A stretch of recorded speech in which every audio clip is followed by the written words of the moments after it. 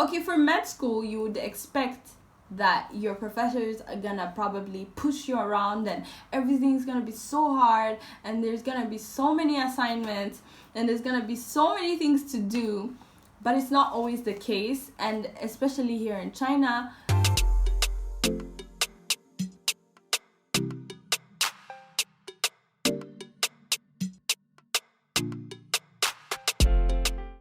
Hi guys, welcome back to my channel. If it's your first time here, make sure you join the family and subscribe. If it's not your first time here, welcome back. And if you're not yet subscribed, I don't know what you're waiting for. Come on, just subscribe. It's really not that hard. Anyway, welcome back to my channel and welcome back to this series, this Studying Medicine in China series. Things that you should know, or things that I wish that I knew when I was deciding to come to study in China. So today, this video is going to be about what to expect once you get here, things you should expect from your program especially, and how is the education set up, how is everything set up. That's what I want to talk about today. And so the first thing I'd like to talk about is the curriculum, which I want to explain a little bit on how it works, or how things are set up in general. So the first year is usually basic sciences. Actually, the first to the third year are usually basic sciences. It really depends on how each school splits it, among different years. But for us, the first year was pretty much like high school sciences: math, biology, chemistry, all these sciences. But then another thing you should definitely expect is to do a lot of Chinese. So the first year, the highest credits usually go to Chinese. So there's two different types of Chinese. There's the normal Mandarin, and then there is medical Chinese. So throughout these 3 years, you are expected to really learn a lot of these two. Some schools, they end up doing medical Chinese later on, like in the third year. Some schools, we start from the beginning, like my schools, we started from the beginning with basic Chinese and also medical Chinese. And they're really tough on those Chinese, because that's like your foundation with learning Chinese, and it'll help you like later on as you do have to pass HSK, which I'll talk about in a minute. So that's that. So first year to third year, basic sciences. First year for us was the high school sciences, and then second year, third year was like anatomy, biochemistry, pathology, physiology, learning how the body works and how everything functions down to like the smallest cell, basically. So that's kind of how that part is set up. Now from fourth year to fifth year, you're doing clinical subjects. So you are now doing things like radiology, things like internal medicine, surgery, gynecology, dermatology, ophthalmology, all these ology clinical subjects. That's what you're doing. This is really the part where you actually start to feel like a doctor. You're doing diagnostics, and you're starting to kind of like feel like you're not just learning sciences, and you're starting to feel like, okay, like, even everything is in terms of cases and patients, and that's really where you start to feel like, okay, this is med school. And this is usually even some of the hardest years, because you do have a lot of subjects. So those are definitely the most demanding subjects. And then the last year, which is the sixth year, will be your intern year, which I mentioned before, which I'll talk about in the next video. So yeah, so when I was talking about Chinese, you're definitely expected to learn Chinese, but then you're also definitely expected to pass HSK, which is Hanyu Shui Ping Kao Shi, which is like the grading, or it's like the TOEFL of China. of Mandarin. So it assesses your level of Mandarin. There's different levels. It goes from level 1 to level 6, but for medical students, most of the time you're expected to pass level 4 or level 5. Depends on the universities. Some universities ask for level 5, some ask for level 4. And you do have to pass this before you start your time in the hospital. So that's something you should definitely expect, and I would definitely say that you should take this part seriously, because if you're unable to pass HSK, it really kind of messes up with your schooling. Sometimes you're even held back because of that. So I think you should definitely take Chinese. I think a lot of foreigners actually tend to not take Chinese seriously in their first year, and that's how they end up struggling. With Chinese, I think the best way to learn it is at the beginning. If you really give it your time and your energy at the beginning, you really get really good at it. But if you don't, you don't get good at it. If you neglect the basics, it's always going to be hard for you. It's always going to be hard for you to understand and put things together. And yeah, so I would say from the get-go, you should expect to learn Chinese, and to, regardless if you're in an English or Chinese medium program, you should definitely just expect that you're gonna have to know Chinese. Professors and teachers, what are they like? I think this one is a tricky one. Okay, for med school, you would expect that your professors are gonna probably push you around, and everything's gonna be so hard, and there's gonna be so many assignments, and there's gonna be so many things to do. But it's not always the case, and especially here in China, you're not the way the education system is, nobody's gonna push you around. So you really do what you want to do.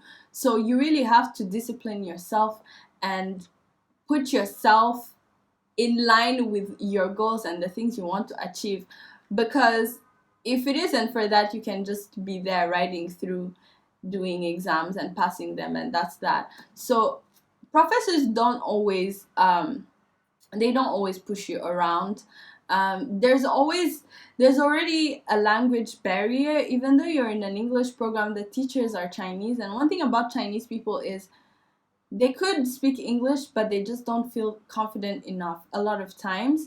And so you'll find that you have some professors who aren't confident in their own English abilities, and so they don't want to say too much, or they don't, if you ask a question that is a bit like that's diverting, they don't know how to answer you. They just know how to do what they came to do, which is prepare the PPT and read it out to you guys and explain it, and that's it. And there isn't too much, like, I don't know how to explain it, but there isn't too much, like, you can divert. And then there's also those professors who are really good. You'll have sometimes professors who will just be so good at what they do, and you'll find they're really big people in the hospital, big people in China, respected doctors, and people who have done so much research and all these things, and who've been abroad and taught elsewhere. Now, when you get those ones, really harness the opportunity and absorb everything you can absorb, because they don't come by all the time. And usually, if teachers are that good, sometimes you find that they're very also strict in their classes. They expect things to be done a certain way. They give a lot of assignments, and so I think with professors, it's either way, but don't expect to be pushed around a lot, which takes me to my next point, which is self-study. I think med school in China, you definitely have to expect that a lot of things that you're gonna learn are gonna be on your own. A lot of things that you're gonna learn are gonna be from, you can go to the classes and learn things, but self-study is really what's gonna cement the knowledge, and like you go back and you look in detail and you learn in detail, and you go through your books and things like that. Because in the classes, all you're doing is just they're teaching you about PPTs and things like that. And so yeah, I definitely think self-study is a very important thing. You definitely should expect that you're not going to be pushed around for you to study. And so if you know what you want, then you can definitely make that happen. If you know what you want, you're going to do the self-study that you need. So one more thing I would like to talk about is passing and failing medical school. So the way you're graded is by credits and then also by percentage. So the pass mark for actually for every course, the pass mark is usually 60% for you to have considered to have passed the course. And then you have credits. So each course has credits. The longer the hours for that course, the more the credits. So you'll have courses that have like 1 credit, 2 credits, and then you also have like big courses that have credits like 12 credits, 15 credits, 11 credits, 8 credits. And that's kind of how you're graded. So at the end, you're going to be given a final mark percentage, and then the number of credits for that. So let's say if you take 5 classes this semester and you pass all 5 classes and you get, I don't know, 60, 70, whatever, 90, 80, they'll give you an average percentage for the semester, and then you also get the total number of credits for that course. Now, for you to get the credits for a course, you have to pass the course. If you fail a course, you can't get half the credits or anything like that. You don't get the credits at all.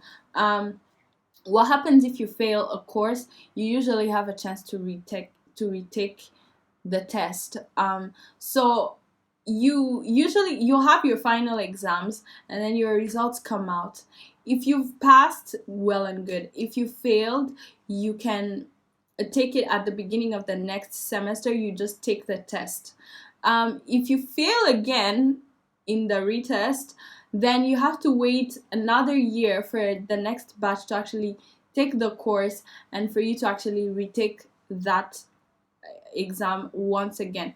That usually means that you actually have to even retake the whole course as a whole, but sometimes they only require you to do the exam. So you just wait for the next year where the next batch is going to take that course, and then you take the exam with them. With some universities, you pay for that. So you pay for those courses that you failed. Once you failed the retest, the next time you're going to try to redo it, you're going to have to pay for it, which I think is really good motivation for you to definitely pass, because imagine if you have to pay every single time you fail.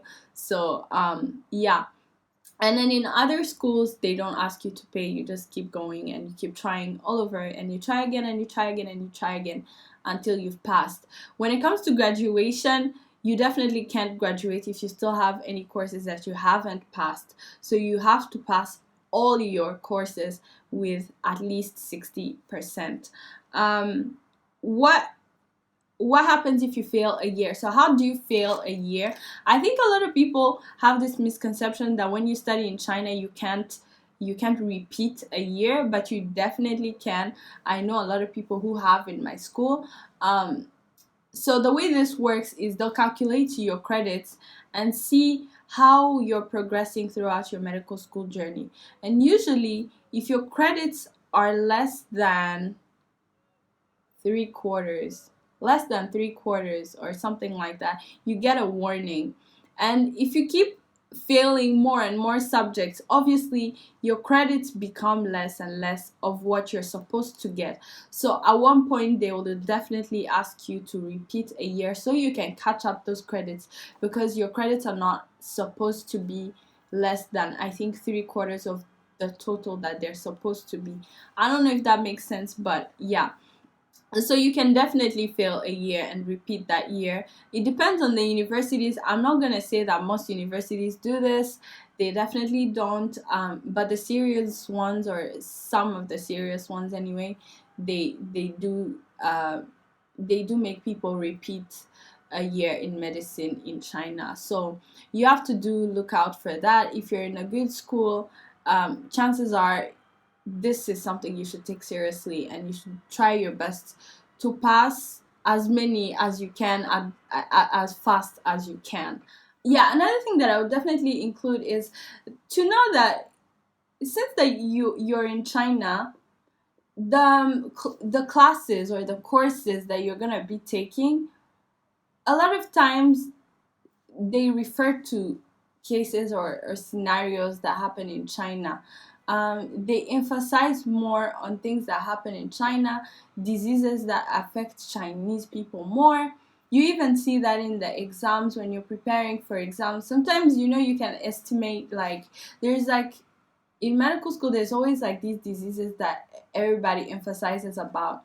So in China, they always do that also, more so the ones that are more relevant to Chinese people. So you shouldn't be surprised or even frustrated that they're not focusing on things that happen in your country, because even them, they don't have all that knowledge about your own country. So it really is up to you. If you want to be caught up with what happens in your country, you have to go that extra mile to search and find out what happens in your country or in the country you want to practice in, and kind of top up on what they're teaching you here, and you top up on that, and you kind of make sure that you are on point with the things that you know. And I think that's about it on things you should expect in your learning journey in China. That's the end of this video. I hope this video kind of helped you get a certain idea of what studying MBBS in China is like. And if that influences your decision in coming here, well and good. If it doesn't, well and good. It really is up to you and the things that you expect and what you want for your medical career and studies. So thank you so much for watching this video. I hope I see you guys in my next video in this series. Make sure you continue to stay tuned on this series, and I'll see you guys in my next video. Bye. Make your decision. Man, gives you some kind of knowledge, or man, I'm so tired of talking.